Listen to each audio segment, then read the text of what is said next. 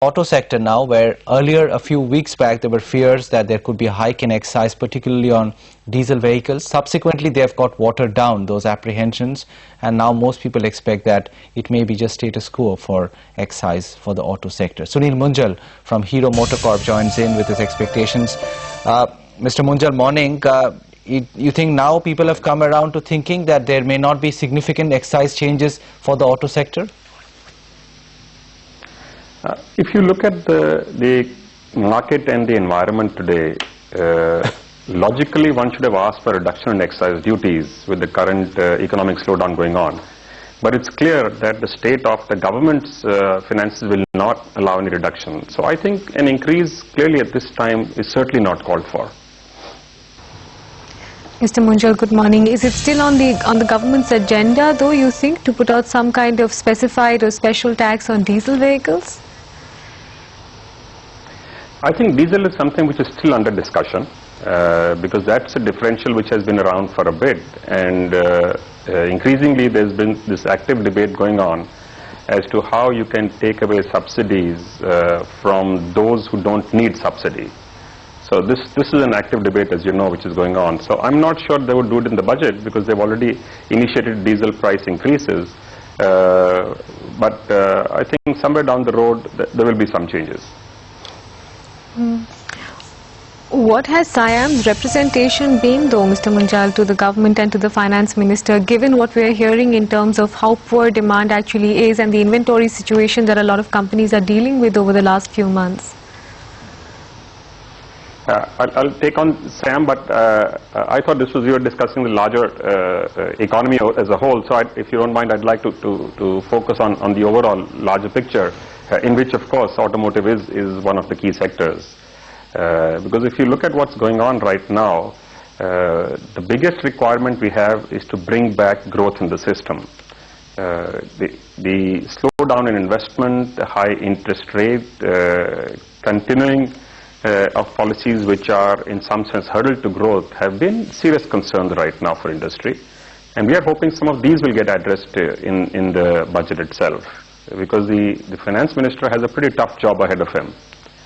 On the one hand, he's going to try and bring the fiscal deficit down to what has been promised at 5.3% and stick to the FRBM in the future.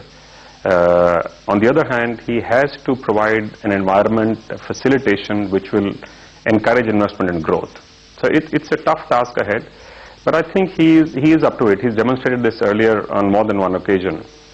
So we are hoping we will see more action on the front of disinvestment, clear roadmap for GST announcement, that we will hear things like focus on increasing palm oil production in the country. So there is a whole host of issues at this moment which are pending, and clearly there is an active discussion going on. The other thing which is being discussed now is a cutback on the government's own expenditure, because that clearly seems to be the more obvious or the more practical way of bringing the fiscal deficit down, while the concern of course continues on the current account deficit as well, which of course is much less in the government's control.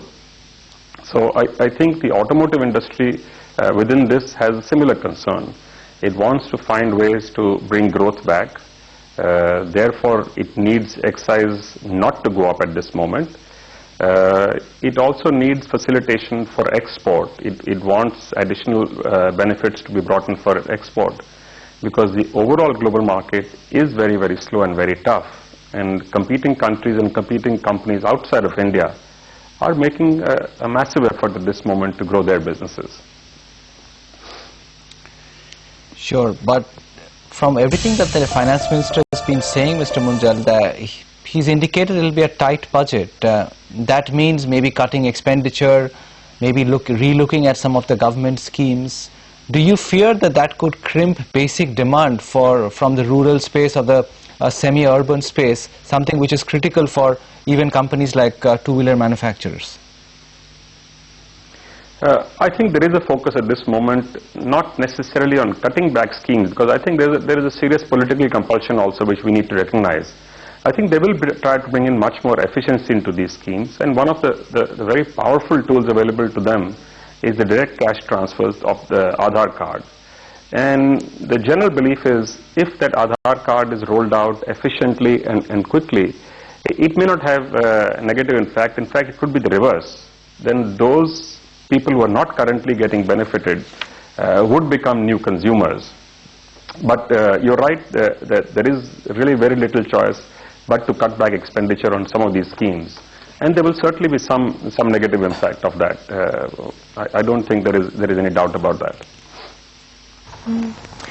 The recently concluded earnings season has not borne very well in terms of how corporate India is dealing with this slowdown, Mr. Munjal. Any fears that the finance minister may actually go hammer and tongs in terms of hiking corporate taxes or some kind of additional cess on corporates, because he's in a tight situation himself and taxation may be one easy way out?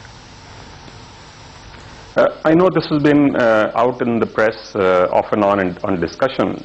But knowing this finance minister, his biggest strength actually has been to bring about stability. He has made a lot of effort to demonstrate stability in taxes and tax rates and tax administration. In fact, he said we will constantly keep improving while bringing stability in the system.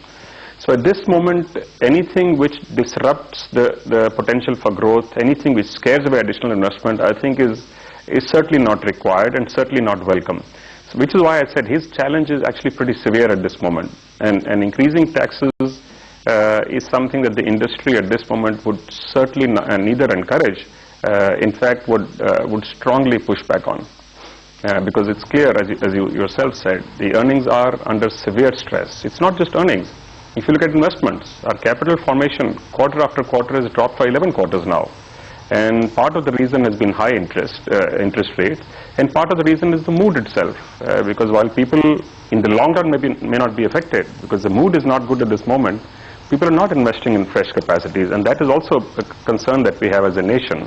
That once this consumption cycle does turn around, as we are all hoping it would, somewhere in the next 5 to 6 months, that we may hit another wall of capacity.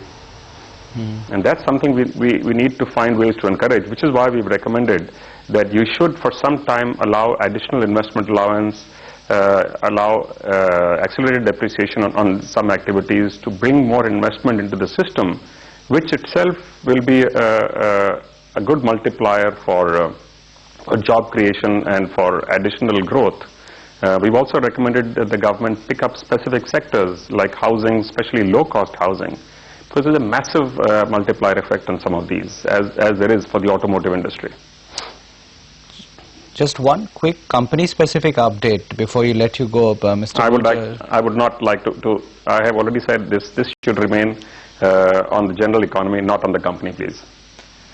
Well, okay, if you insist, because we were curious about what's going on with the Gurgaon unit, because apparently there are some talks about strikes again there. Your investors would have liked to know what the labor situation is, but we can't force you to answer that. I think we'll leave this